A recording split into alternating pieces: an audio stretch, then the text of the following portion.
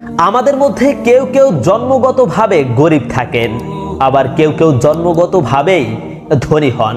অনেকে বলেছেন গরিব হিসেবে জন্ম নেওয়াটা দোষের নয়, কিন্তু মারা যাওয়ার সময় যদি আপনি দরিদ্র বা গরিব থাকেন সেটা আপনার দোষ। কারণ সারা জীবন আর্থিকভাবে সফল হওয়ার জন্যে, স্বাধীন হওয়ার জন্যে ঠিকমতো কাজ করেননি।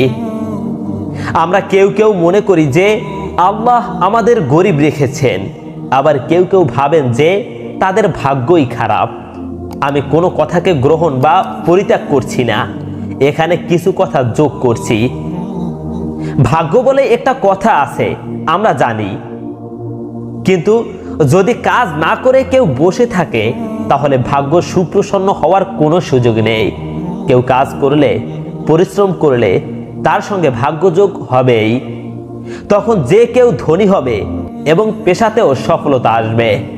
কি কি অভ্যাসের কারণে মূলত কেউ গরিব থেকে আরো গরিব হচ্ছেন, হয়তো সেটা তিনি জানেন অথবা জানেন না। যারা প্রতিদিন একটু একটু করে গরিব হচ্ছেন তাদের উদ্দেশ্য করে, তাদের খেয়াল করার জন্য আমরা কয়েকটি পয়েন্ট নিয়ে আলোচনা করছি।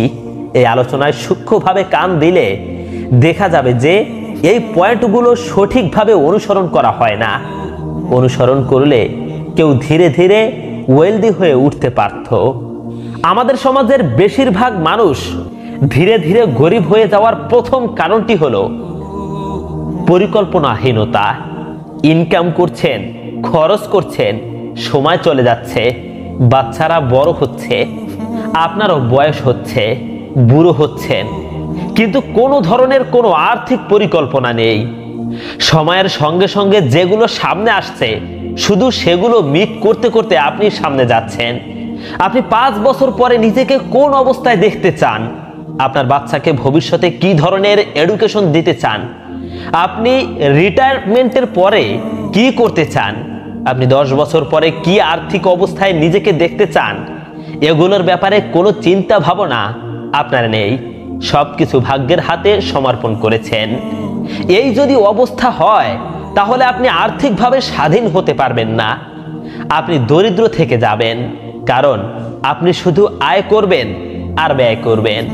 প্রিয় দর্শক, আমাদের সমাজের বেশিরভাগ মানুষ দিন দিন গরিব হয়ে যাওয়ার 2 নাম্বার কারণটি হলো নিডস এবং ওয়ান্টস। এই দুটো বিষয়ের মধ্যে পার্থক্য না করা। এর ব্যাখ্যা আমি দিচ্ছি। আমরা অধিকাংশ সময় যেটা করি সেটা হচ্ছে আমাদের সামনে যে প্রয়োজন চলে আসে সেই প্রয়োজনীয়তাকে মিট করে সামনে এগিয়ে যাই, কিন্তু আমরা ভেবে দেখি না যে এটা আমার নিডস নাকি ওয়ান্টস। নিডস যেটা সেটা আপনার না হলে চলবে না, ওয়ান্টস আপনার না হলেও চলে, যদিও সেটা আপনার জীবনে কিছু ভ্যালু যোগ করে। জীবন চালানোর জন্য যখন আপনি খরচ করছেন তখন দেখবেন যে মনের অজান্তেই ওয়ান্টসের প্রতি বেশি মনোযোগী হচ্ছেন। ধরুন আপনার জামা আছে 5টা, আপনার আরো 2টো কিনলে ভালো লাগবে। আপনার ঘড়ি আছে একটা, একটু পুরনো হয়ে গেছে, আর একটা নতুন ঘড়ি হলে ভালো লাগবে। টেলিভিশনটা একটু পুরনো, একটু বড় স্ক্রিনের একটা টিভি হলে ভালো লাগবে। বাসাটা একটু কম চকমক করছে, এটা যদি ভালো করে ইন্টেরিয়র করা যায় তাহলে ভালো লাগবে। এরকম অনেক বিষয় আছে যে বিষয়গুলো অ্যাভয়েড করলে কেউ চলতে পারা যায়, কিন্তু আপনার হাতে টাকা আসলেই আপনি সেগুলো খরচ করে ফেলেন। মানে আপনি নিডস আর ওয়ান্টসের মধ্যে পার্থক্যটা সঠিকভাবে করেন না। এই দুটোর মধ্যে একটা পার্থক্য করতে হবে এবং নিডসে ফোকাস করতে হবে, ওয়ান্টসে কম ফোকাস করবেন। প্রিয় দর্শক, আমাদের সমাজের বেশিরভাগ লোক দিন দিন গরিব হয়ে যাওয়ার 3 নাম্বার কারণটি হলো একটি আয়ের উৎসের উপর নির্ভর করা।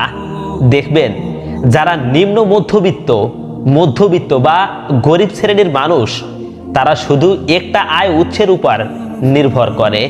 তারা হয়তো একটা চাকরি করে, কিন্তু তাদের যে দক্ষতা সেটাকে কাজে লাগিয়ে বা দক্ষতাকে উন্নত করে বা অন্য একটা স্কিল ডেভেলপ করে আরো যে বাড়তি ইনকাম করার সুযোগ রয়েছে সেদিকে অনেকেই খেয়াল করেন না।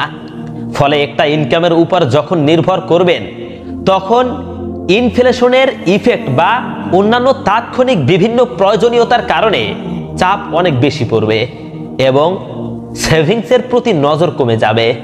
সবার চেষ্টা করা দরকার একের অধিক ইনকাম সোর্স তৈরি করার। যারা সেটা করবেন না তারা গরিব থেকে আরো গরিব হন। বন্ধুরা, আমাদের সমাজের মানুষ দিন দিন গরিব হয়ে যাওয়ার 4 নম্বর কারণটি হলো শর্টকাট পন্থা অবলম্বন করা। আমাদের সবার চারপাশে অনেক মানুষ আছে যারা টাকা পয়সা আয়ের জন্য খুব সহজ কোনো রাস্তার খোঁজ করেন, কিন্তু সত্যি কথা বলতে কি জীবনে সফল হওয়ার জন্য বা টাকা পয়সা আয় করার জন্য শর্টকাট কোনো পথ নেই। আমার পরিচিত এক ভদ্রলোক আছেন, অনেক টাকা আয় করেন, কিন্তু উনি জুয়া খেলেন।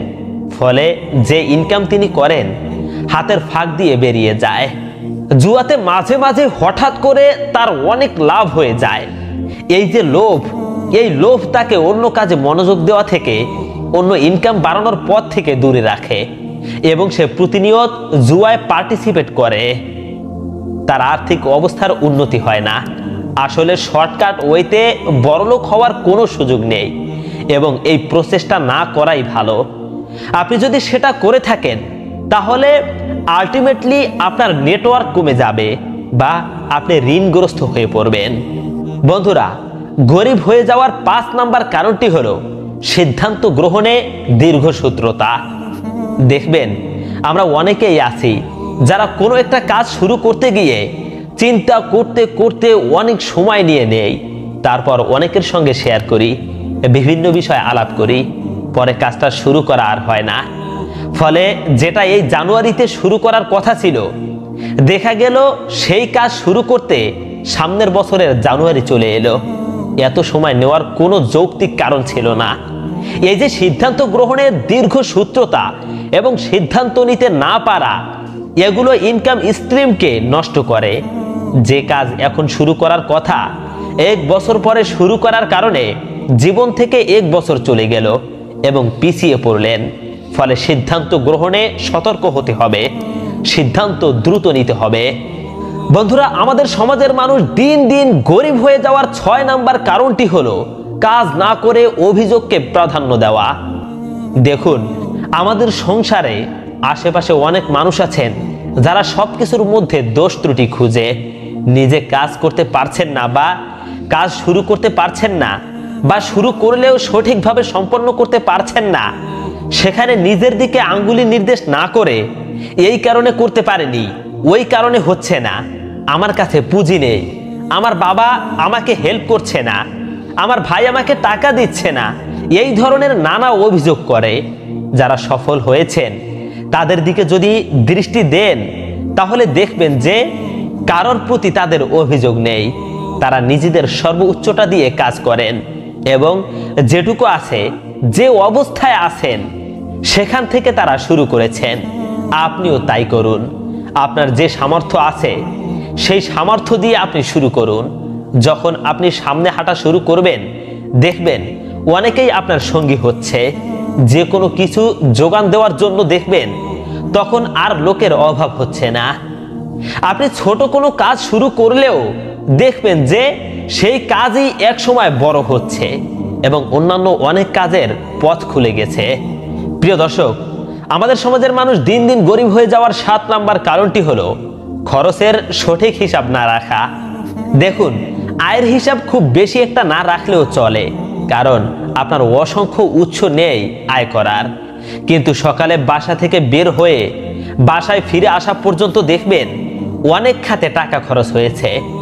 জাপানিজরা একটা কাজ করে, তারা ছোট বুক ব্যবহার করে এবং প্রত্যেকটা খরচ পুঙ্খানুপুঙ্খভাবে লিখে রাখে। খরচের হিসাব করতে হবে, কিন্তু এই হিসাব করে শুধু রেখে দিলে হবে না, সম্পূর্ণ খরচের রিভিউ করতে হবে। এক সময় মোট খরচ দেখার পর আপনার মনে হবে যে অনেক খরচ না করলেও পারা যেত। যে ভুল খরচগুলো হয়েছে সেগুলো পরবর্তীতে যেন না হয় সেদিকে খেয়াল রাখতে হবে, কারণ আয় তো আনলিমিটেড না, ফলে খরচও আনলিমিটেড করতে পারবেন না। যারা ভুল খরচ করেন তারা দুর্দশায় পড়েন, ঋণগ্রস্ত হয়ে পড়েন। আর যারা খরচে ভুল করে না তারা আস্তে আস্তে আর্থিকভাবে সফল হতে থাকেন। বন্ধুরা, দিন দিন গরিব হয়ে যাওয়ার 8 নম্বর কারণটি হলো সঙ্গী বাছাইয়ের ক্ষেত্রে অসতর্কতা। এখানে সঙ্গী বলতে শুধু স্পাউস বাছাইয়ের কথা বলিনি, এর পাশাপাশি বন্ধু বান্ধব যাদের সাথে আপনি চলেন তাদের কথা বলছি। মূলত আপনি যাদের সাথে চলেন দেখবেন আপনার কাজকর্ম তাদের মতো হচ্ছে। আপনি যদি অপব্যয়ী কারো সাথে চলেন দেখবেন আপনিও তাদের মতো অপব্যয়ী হচ্ছেন। তাদের যে অভ্যাস তা আপনার মধ্যেও চলে আসছে। আপনি যদি নিত্য ব্যয়ী লোকের সাথে চলেন দেখবেন আপনিও তাদের মতো নিত্য ব্যয়ী হচ্ছেন। আপনি যে স্পাউস নির্বাচন করছেন সে যদি অতি খরচ করে দেখবেন আপনার অবস্থা খারাপ হচ্ছে। এজন্য সবারই খুব সচেতন হওয়া দরকার। যাদের সঙ্গে সময় কাটাচ্ছেন তারা কি সফল মানুষ?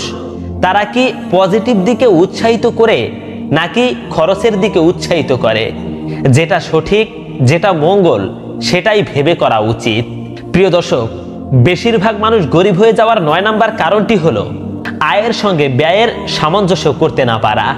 এটি হচ্ছে সবচেয়ে গুরুত্বপূর্ণ পয়েন্ট। ধরা যাক কারো আয় 10,000 টাকা কিন্তু ব্যয় 12,000 টাকা। দেখা যাচ্ছে প্রতি মাসে 2,000 টাকা করে অতিরিক্ত খরচ হচ্ছে। যদি জমা টাকা থাকে তাহলে সঞ্চয় ভেঙে খরচ করা খুব বাজে সিদ্ধান্ত হবে। যা আয় তার থেকে কম খরচ করতে হবে। আয়ের সাথে ব্যয়ের একটা সামঞ্জস্য থাকতে হবে। ওয়ারেন বাফেট বলেছেন, আপনার খরচের পর যা থাকবে তা সঞ্চয় করবেন না, বরং সঞ্চয়ের পর যা থাকবে তাই খরচ করবেন। যারা এটা করেন না এবং খরচের সঠিক পরিকল্পনা করেন না তারা আয় এবং ব্যয়ের সাথে সামঞ্জস্য রাখতে পারেন না। অনেকের কাছে রিটায়ারমেন্টের পরে পর্যাপ্ত টাকা থাকে, আবার অনেকের অনেক ঋণ থাকে। এটা মূলত আয়ের উপর নির্ভর করে না, এটা নির্ভর করে ব্যক্তির খরচের অভ্যাসের উপরে এবং ফান্ড ম্যানেজমেন্টের দক্ষতার উপর। আজকের এই পরামর্শগুলো নিয়ে কেউ যদি একটু ভাবে এবং জীবনে প্রয়োগ করার চেষ্টা করেন তাহলে দেখা যাবে ধীরে ধীরে দারিদ্র হটে যাচ্ছে, দূরে চলে যাচ্ছে। যারা গরিব তারা আর গরিব থাকছেন না, আস্তে আস্তে বড়লোক হয়ে উঠছেন, ধনী হয়ে উঠছেন। প্রিয় দর্শক, এখন আপনাদেরকে এই আয় রোজগার করার ক্ষেত্রে গুরুত্বপূর্ণ একটা কথা আপনাদেরকে বলবো, যেটা আপনাদেরকে মানতেই হবে। না হয় হাজার চেষ্টা করেও আপনি অভাব অনটন দূর করতে পারবেন না, ধনী হতে পারবেন না। আর তা হলো আমরা সবাই সচ্ছল হতে চাই, সফল হতে চাই। তা হতে গিয়ে আমরা নিজেকেই হারিয়ে ফেলি। আমাদের উপর অর্পিত দায়িত্ব পালন না করে দুনিয়া অর্জনের মিথ্যা প্রতিযোগিতায় আমরা জীবন শেষ করে দেই। অথচ মহান আল্লাহ তাআলা বলেছেন, আমি জিন ও মানুষকে কেবল এজন্যই সৃষ্টি করেছি যে তারা কেবলমাত্র আমার ইবাদত করবে। সূরা জারিয়াত। জীবনের পাগলা ঘোড়া আমাদের নিয়ন্ত্রণের বাইরে চলে যাওয়ার অন্যতম কারণ হলো আমরা আল্লাহর দেওয়া নির্দেশনা ভুলে গিয়ে নিজেদের মতো করে সফল হতে চাই। তা করতে গিয়ে বরাবরই শয়তানের জালে আটকা পড়ি, ফলে কাঙ্ক্ষিত লক্ষ্যে পৌঁছতে পারি না। হতাশার মেঘগুলো আমাদের চারপাশ অন্ধকার করে দেয়। এর থেকে উত্তরণের পথ আল্লাহর কাছে ফিরে আসা, তার ইবাদতে মগ্ন হয়ে যাওয়া, তার সাহায্য প্রার্থনা করা, কারণ তিনি ছাড়া আর কেউ হতাশা দূর করতে পারবে না, সফলতা এনে দিতে পারবে না। কারণ আবু হুরায়রা রাদিয়াল্লাহু তাআলা আনহু থেকে বর্ণিত, রাসূলুল্লাহ সাল্লাল্লাহু আলাইহি ওয়াসাল্লাম বলেছেন, মহাপবিত্র আল্লাহ তাআলা বলেন, হে আদম সন্তান, আমার ইবাদতে মগ্ন হও। আমি তোমার অন্তরকে ঐশ্বর্যমণ্ডিত করব এবং তোমার দারিদ্রতা দূর করব। তুমি যদি তা না করো তাহলে আমি তোমার অন্তর হতাশা দিয়ে পূর্ণ করব এবং তোমার দারিদ্র দূর করব না। ইবনে মাজাহ। প্রিয় দর্শক, অন্য বর্ণনায় আছে আল্লাহ তাআলা বলেন, হে আদম সন্তান, তুমি আমার ইবাদতের জন্য যথাসাধ্য চেষ্টা করো। আমি তোমার অন্তর ঐশ্বর্যে পূর্ণ করে দেব এবং তোমার অভাব অনটন দূর করে দেব। তুমি তা না করলে আমি তোমার 2 হাত কর্মব্যস্ততায় পরিপূর্ণ করে দেব এবং তোমার অভাব অনটন রহিত করব না। তিরমিজি শরীফের হাদিস। কারণ যারা মহান আল্লাহ রব্বুল আলামিনের হুকুম অমান্য করে দুনিয়াকে প্রাধান্য দেয়, মহান আল্লাহ তাদের প্রতি রহমতের দৃষ্টি দেন না। তাদের আত্মিক শান্তি উধাও হয়ে যায়। তারা ব্যর্থতার সাগরে হাবুডুবু খেতে থাকে এবং ধ্বংস হয়ে যায়। প্রিয় নবী সাল্লাল্লাহু আলাইহি ওয়াসাল্লাম তার উম্মতদের এ ব্যাপারে সতর্ক করেছেন এবং এই মহা বিপদ থেকে উত্তরণের পথ বাতলে দিয়েছেন। আব্দুল্লাহ বিন মাসউদ রাদিয়াল্লাহু তাআলা আনহু থেকে বর্ণিত, তিনি বলেন, আমি তোমাদের নবী প্রিয় রাসূলকে বলতে শুনেছি, যে ব্যক্তি তার সব চিন্তাকে একই চিন্তায় অর্থাৎ আখিরাতের চিন্তায় কেন্দ্রীভূত করেছে, আল্লাহ তার দুনিয়ার চিন্তার জন্য যথেষ্ট। অন্যদিকে যে ব্যক্তি যাবতীয় পার্থিব চিন্তায় নিমগ্ন থাকবে, সে যে কোনো উন্মুক্ত মাঠে ধ্বংস হোক, তাতে আল্লাহর কিছু আসে যায় না। ইবনে মাজাহ। আমাদের উচিত দুনিয়া অর্জনের পিছনে জীবনটা নষ্ট না করে আল্লাহর সন্তুষ্টি অর্জনের চেষ্টা করা, পরকালকে প্রাধান্য দেওয়া এবং পরকালের প্রস্তুতি গ্রহণ করা। তবেই আমাদের সব হতাশা দূর হয়ে যাবে। আল্লাহ তাআলা আমাদের দায়িত্ব গ্রহণ করবেন, ফলে আমাদের জীবনে স্থিরতা ফিরে আসবে এবং উভয় জাহানের সফলতা অর্জন হবে। আনাস ইবনে মালিক রাদিয়াল্লাহু তাআলা আনহু থেকে বর্ণিত, তিনি বলেন, রাসূলুল্লাহ সাল্লাল্লাহু আলাইহি ওয়াসাল্লাম বলেছেন, যে ব্যক্তির একমাত্র চিন্তার বিষয় হবে পরকাল, আল্লাহ সেই ব্যক্তির অন্তরকে অভাবমুক্ত করে দিবেন এবং তার যাবতীয় বিচ্ছিন্ন কাজ একত্র করে সুসংযত করে দেবেন। তখন তার কাছে দুনিয়াটা নগণ্য হয়ে দেখা দেবে। আর যে ব্যক্তির একমাত্র চিন্তার বিষয় হবে দুনিয়া, আল্লাহ তাআলা সেই ব্যক্তির গরিবী ও অভাব অনটন দুই চোখের সামনে লাগিয়ে রাখবেন এবং তার কাজগুলো এলোমেলো ও বিচ্ছিন্ন করে দেবেন। তার জন্য যা নির্দিষ্ট রয়েছে, দুনিয়ায় সে এর চেয়ে বেশি পাবে না। তিরমিজি শরীফের হাদিস। মহান আল্লাহ তাআলা আমাদের সবাইকে হেদায়েত দান করুক এবং দুনিয়ার মরিচিকার মোহ ত্যাগ করে পরকালকে প্রাধান্য দেওয়ার তৌফিক দান করুন। এভাবে আমাদের দারিদ্রতা ও অভাব অনটন দূর করুক, আমিন। প্রিয় দর্শক, এই ছিল আমাদের আজকের ভিডিও। প্রতিদিন এরকমের নতুন নতুন ভিডিও পেতে চ্যানেলটিকে সাবস্ক্রাইব করে আমাদের সাথেই থাকুন। আসসালামু আলাইকুম ওয়া রাহমাতুল্লাহ।